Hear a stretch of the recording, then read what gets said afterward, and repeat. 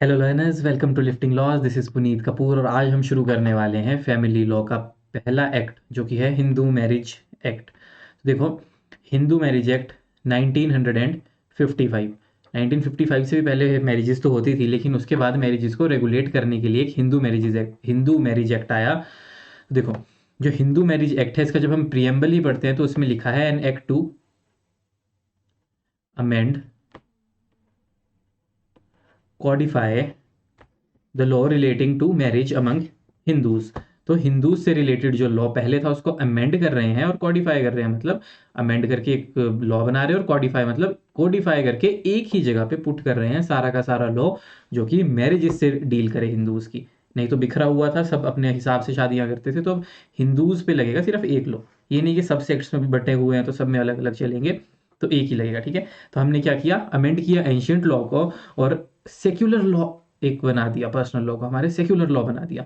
कॉडिफाई का मतलब क्या होता है, एक लॉ बना दिया, कट एंड ड्राई कर दिया कि मैरिजेस पे तो यही लॉ लगेगा, इसके अलावा कोई लॉ नहीं लगेगा। देखो, the Hindu marriage act 1955 was enacted to amend, reform and codify the law relating to marriages among Hindus.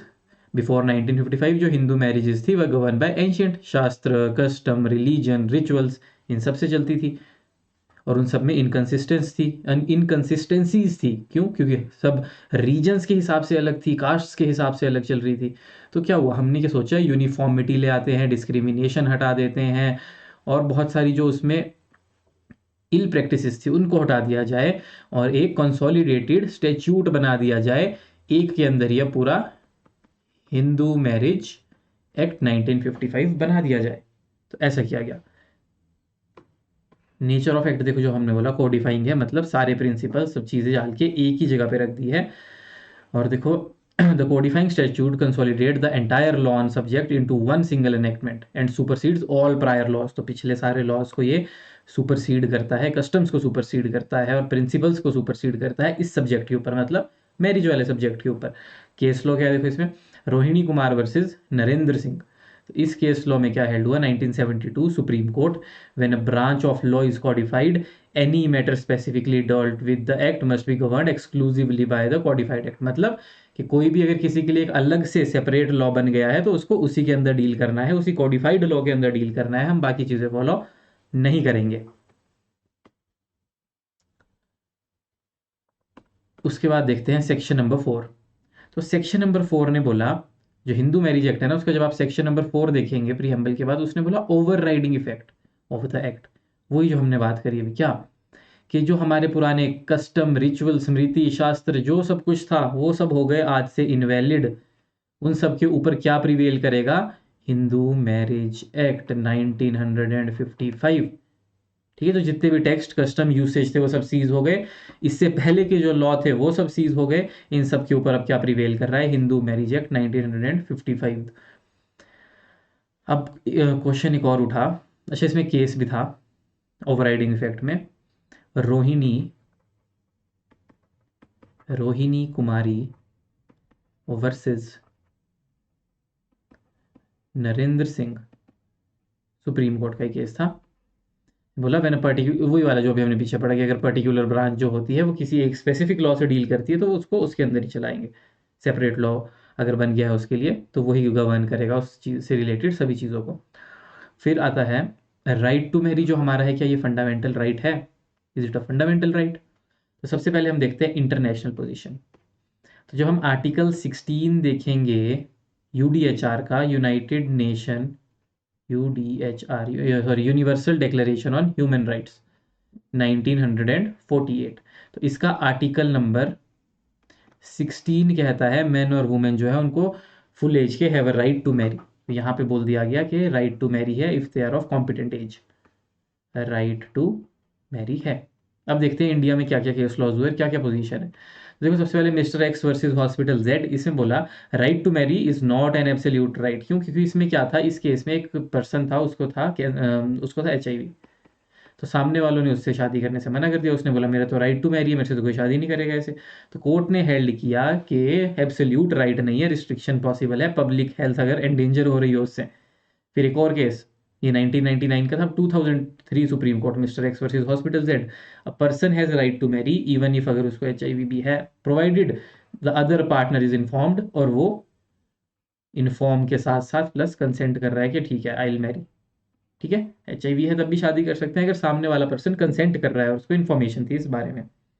फिर Lata Singh versus state of UP, इसमें बोला गया जो दो कंसेंटिंग अडल्ट्स हैं उनका एब्सोल्यूट राइट है मैरिज का। कंसेंटिंग अडल्ट मतलब जिनकी एज है शादी वाली, और parents can not threaten or harm, उनको डरा नहीं सकते, उनको कोई हार्म नहीं कर सकते और इंटरफेयर नहीं कर सकते, और अगर ऐसा किया तो वो इलीगल होगा। तो बोला था अगर जो पेरेंट्स है वो एट मोस्ट क्या कर सकते हैं, उनको कट ऑफ कर सकते हैं, उनसे अपने रिलेशंस कट ऑफ कर सकते हैं। दे कैन नॉट हार्म और threaten them if they are of legal age and they decide to marry. तो ये बोला गया कि हमारा जो राइट टू मैरी है वो एब्सोल्यूट राइट नहीं है, but we have a right to marry if we are of legal age. अच्छा, सेक्शन 1 क्या है? सेक्शन 1 है शॉर्ट टाइटल एंड एक्सटेंड, जो सबका होता है। दिस एक्ट में be called Hindu marriage act 1955। Extend करेगा होल ऑफ इंडिया। 2019 के बाद जम्मू और कश्मीर पे भी लग रहा है। It applies to Hindus domiciled in India even if they reside outside India. ये इंपॉर्टेंट है। देखो, अगर कोई भी हिंदू जो है वो डोमिसाइल है इंडिया का लेकिन रह किसी और कंट्री में रह रहा है, तब भी उस पर ये एक्ट लगेगा। Case law Sondur Gopal versus Sondur Rajani, 2013 supreme court. Act applies to Hindus outside India if domicile is Indian. अगर कोई पर्सन ए इंडिया का डोमिसाइल है लेकिन रह ऑस्ट्रेलिया में रहा है, तो भी उस पर हिंदू मैरिज एक्ट लग के प्रिंसिपल्स लगेंगे। Prem Singh versus Dulari Bai, Madhya Pradesh high court. Act applies to Hindus residing in India, जो हिंदू रिजाइड कर रहे हैं इंडिया में, even if they are not domicile of India, मतलब फॉरेन से आकर कोई हिंदू इंडिया में रिजाइड कर रहा है और उस पर भी हिंदू मैरिज एक्ट के प्रोविजंस लगेंगे। ये बोला है हमारे सेक्शन 1 ने। और सेक्शन 1 में और क्या याद रखने की जरूरत है? बस अभी इतना ही याद रखिए। उसके बाद आते हैं, अच्छा, 1955 और 1955 से पहले और बाद की क्या कंडीशंस थी? Wait a second. तो देखो, फीचर्स ऑफ मैरिज बिफोर 1955। 1955 से पहले पूरा संस्कार मानते थे, सेक्रेमेंट मानते थे, शास्त्राज और रिचुअल से गवर्न होती थी, कोई फिक्स्ड एज नहीं थी, इंटरकास्ट प्रोहिबिटेड थी, सेम गोत्र में शादी नहीं कर सकते थे, हस्बैंड वाइफ एक बार शादी कर ली तो परमानेंटली बाउंड थे, उसके बाद री मैरिज का प्रोविजन नहीं था, इन डिसॉल्यूबल थी, डिवोर्स का कोई प्रोविजन नहीं था, death did not dissolve certain marriages obligation, no limit on the number of marriages, limit नहीं थी कोई, पॉलीगामी पॉलीएंड्री चलती थी, विडो रीमैरिज जो थी वो नहीं कराई जाती थी, चाइल्ड मैरिज जो थी वो बहुत कॉमन थी। 1955 के बाद अब जो हमारा नया एक्ट आया है, इस एक्ट में क्या क्या चीज़ें बदली हैं? तो देखो, जो है सबसे पहले कंसेंट हो गया है नेसेसरी, पार्टी दोनों एग्री करनी चाहिए। रिलीजन और सेक्युलर एस्पेक्ट दोनों को जोड़ दिया है, तो मतलब रिलीजियस एस्पेक्ट भी है प्लस सेक्युलर एस्पेक्ट भी है हमारी।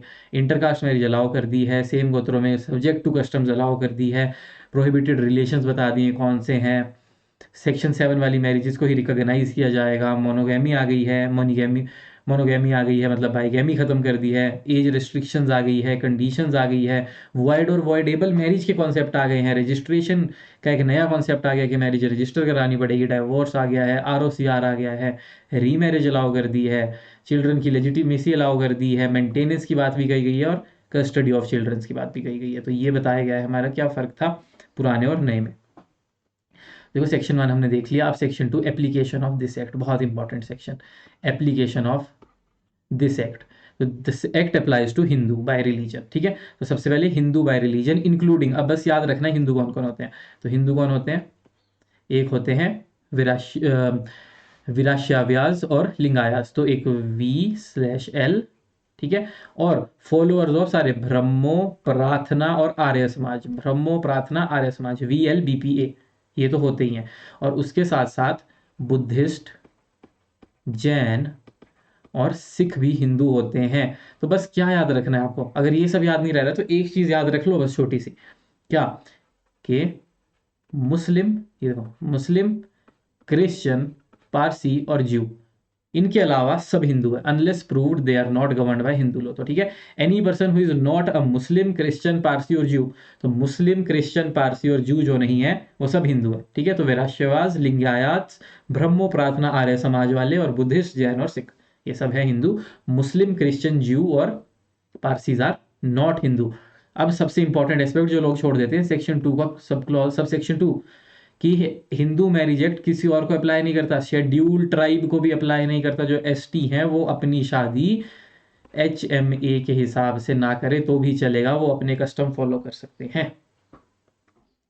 अब हुई से हिंदू में केस लो बहुत लैंडमार्क है, मेनका गांधी वर्सेस इंदिरा गांधी। मेनका गांधी ने केस कर दिया था इंदिरा गांधी पे। ये जो संजय गांधी है उसके पिताजी पारसी थे, इंदिरा गांधी ने उनको पर लेकिन रेज किया एज ए हिंदू। तो कोर्ट ने क्या हेल्ड किया कोर्ट ने हेल्ड किया child can be considered Hindu because उसकी अपब्रिंगिंग जो है वो एज ए हिंदू हुई है। Dwarka Prasad versus Surajmani 2001 supreme court. इसमें क्या है, marriage among scheduled tribe is not govern by HMA। तो शेड्यूल्ड ट्राइब की मैरिज जो है वो गवर्न नहीं होती।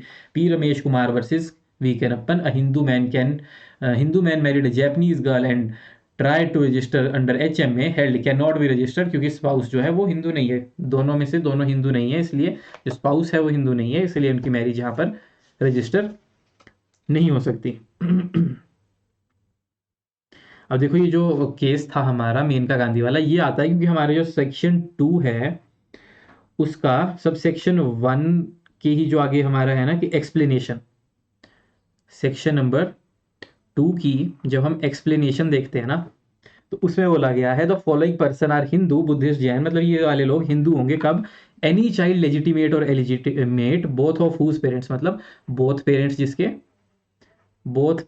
हिंदू बुद्धिस्ट जैन और सिख हैं। दूसरा एनी चाइल्ड लेजिटिमेट और illegitimate one of whose parent is Hindu और ये, और उन्होंने उसको ग्रो अप ही वैसे किया है। ठीक है, या तो बोथ पेरेंट्स या में से कोई एक है लेकिन उन्होंने उसको बड़ा वैसे किया है। तो any person who is convert और रिकन्वर्ट उसको भी हिंदू मानेंगे। तो बोथ पेरेंट्स, हिंदू कौन है जिसके दोनों पेरेंट्स, या फिर वन पेरेंट है प्लस अपब्रिंगिंग उसकी एज हिंदू हुई है, and lastly any convert slash reconvert. ठीक है, तो इतना याद रखना है, सब सेक्शन 2 में बोल दिया, ST नहीं आएंगे यहाँ पे। चलते हैं फिर हमारे नेक्स्ट पार्ट की तरफ। इसमें बोला गया है, अब देखो डेफिनेशन, सेक्शन 3, सेक्शन 1 देख लिया, 2 देख लिया, 3 देखते हैं, फिर 4 हमने देख लिया है। तो section 3 definitions, customs and usage, section number 3A में सबसे पहले डेफिनेशन है हमारे पास कस्टम एंड यूसेज। तो ये तो बस हमें पता ही, जो एंशियंट होती है, सर्टेन होती है, रीजनेबल होती है, कॉन्टिन्यूस टाइम से चली आ रही होती है और अपोज नहीं होती पब्लिक मोरालिटी के। Section number 3B district court, civil court, principal civil court, other court, ये भी देखने की जरूरत नहीं है। अब आ जाओ फुल ब्लड हाफ, 3C याद रखना है, full blood half blood uterine blood.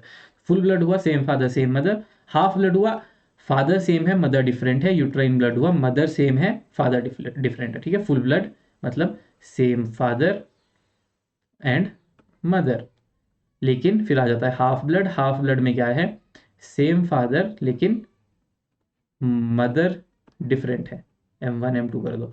उसके बाद आ जाता है यूट्रीन ब्लड, इसमें मदर तो सेम है लेकिन फादर डिफरेंट है, F1 F2 फादर डिफरेंट है, तो वो होते हैं यूट्रीन ब्लड। मतलब M1 F1 का एक बेटा, सॉरी M और F1 का एक बेटा, M और F2 का एक और बेटा, तो they are connected through uterine blood. Half blood हो गया जहां पर एक फादर और एक मदर का एक बेटा, और उसी फादर और दूसरी वुमेन का एक और बेटा, तो ये A और B जो हुए they are connected as half blood relation हुआ इनका। फुल ब्लड तो सेम उसमें आ जाते हैं। फिर सबसे इंपॉर्टेंट जो यहाँ पे डेफिनेशन आती है that is section number 3D।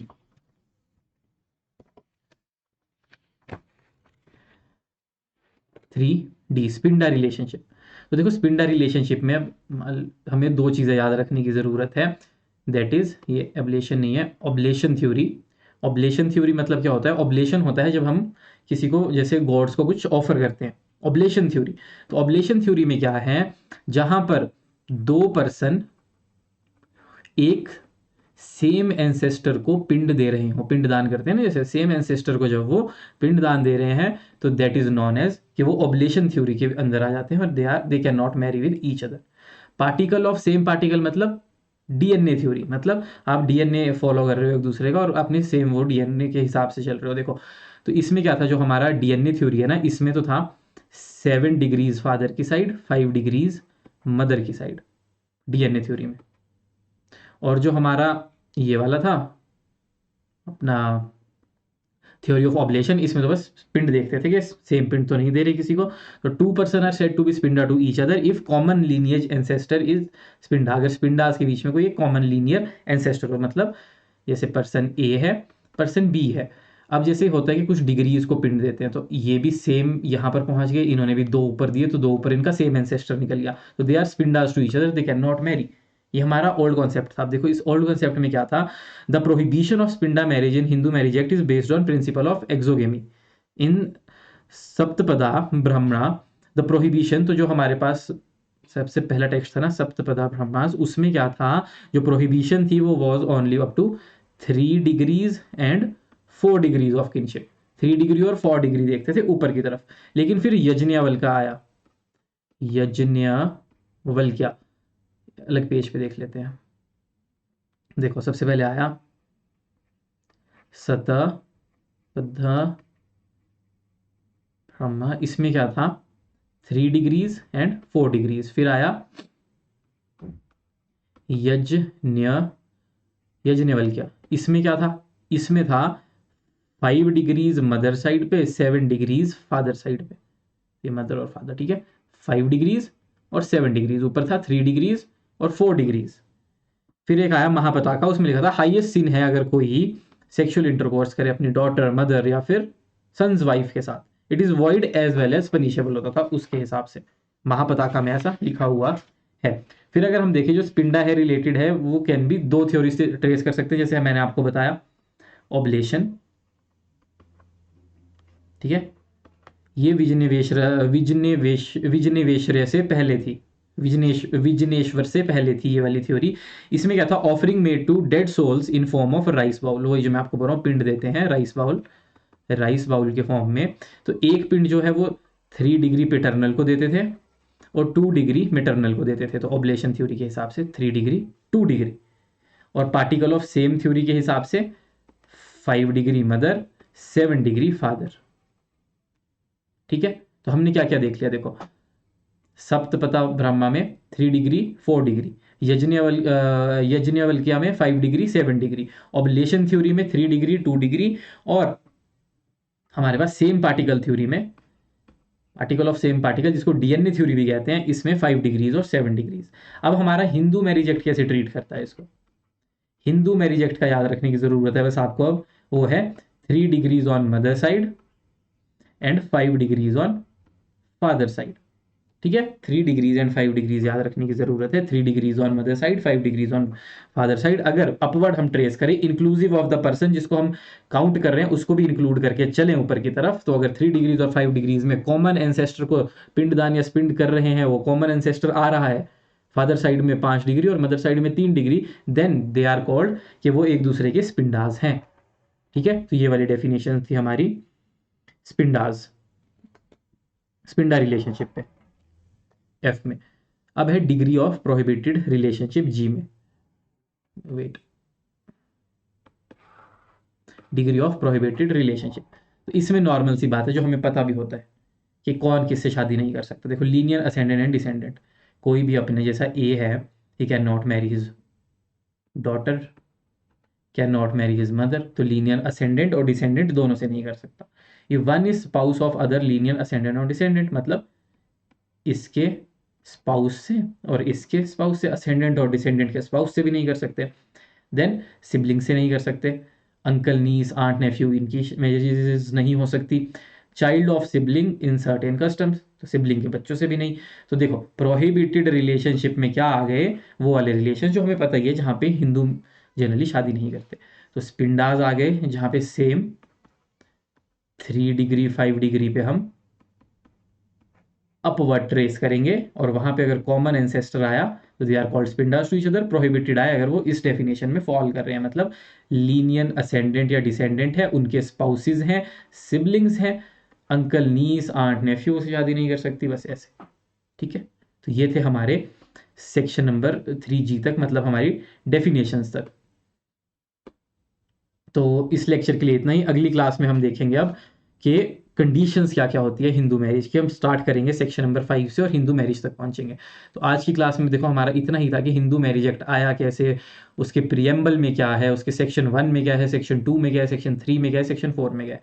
Section 4 ने ओवरराइडिंग इफेक्ट दिया, सेक्शन 3 ने डेफिनेशंस दी, जिसमें हमें क्या याद रखनी है, एक तो हमें याद रखनी है जो इंपॉर्टेंट डेफिनेशंस है 2C, जिसमें बताया गया है हमें फुल ब्लड, हाफ ब्लड, और 2D जिसमें बताया गया है यूट्रीन ब्लड।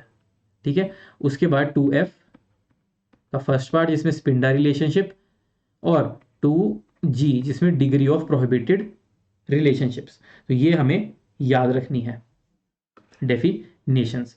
और सेक्शन नंबर 2 में हमें बताया हिंदू कौन होते हैं, तो उसमें क्या याद रखना है हमारे को कि हिंदू कौन है, तो जो भी इंसान मुस्लिम, क्रिश्चियन, ज्यू और पारसी नहीं है वो सब हिंदू है।